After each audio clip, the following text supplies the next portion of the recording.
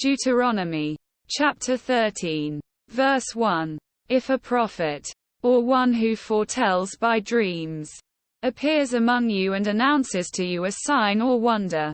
Verse 2. And if the sign or wonder spoken of takes place, and the prophet says, let us follow other gods, gods you have not known, and let us worship them.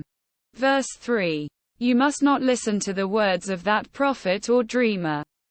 The Lord your God is testing you to find out whether you love him with all your heart and with all your soul. Verse 4.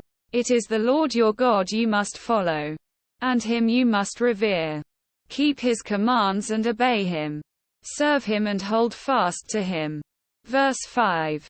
That prophet or dreamer must be put to death for inciting rebellion against the Lord your God, who brought you out of Egypt and redeemed you from the land of slavery.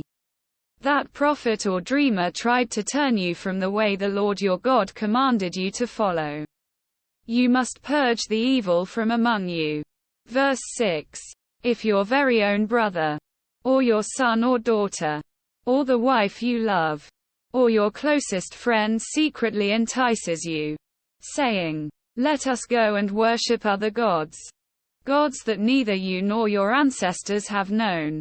Verse 7. Gods of the peoples around you, whether near or far, from one end of the land to the other. Verse 8. Do not yield to them or listen to them. Show them no pity. Do not spare them or shield them. Verse 9. You must certainly put him to death. Your hand must be the first in putting them to death, and then the hands of all the people. Verse 10.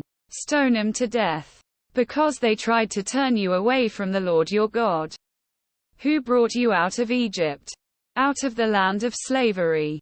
Verse 11.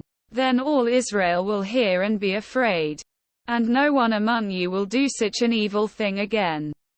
Verse 12. If you hear it said about one of the towns the Lord your God is giving you to live in. Verse 13. That troublemakers have arisen among you and have led the people of their town astray, saying, let us go and worship other gods, gods you have not known. Verse 14. Then you must inquire, probe and investigate it thoroughly. And if it is true and it has been proved that this detestable thing has been done among you. Verse 15. You must certainly put to the sword all who live in that town.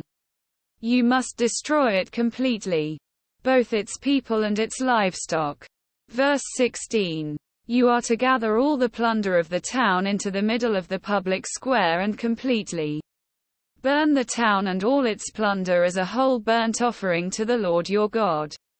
That town is to remain a ruin forever, never to be rebuilt. Verse 17. And none of the condemned things are to be found in your hands. Then the Lord will turn from his fierce anger, will show you mercy, and will have compassion on you. He will increase your numbers, as he promised on oath to your ancestors. Verse 18. Because you obey the Lord your God by keeping all his commands that I am giving you today and doing what is right in his eyes.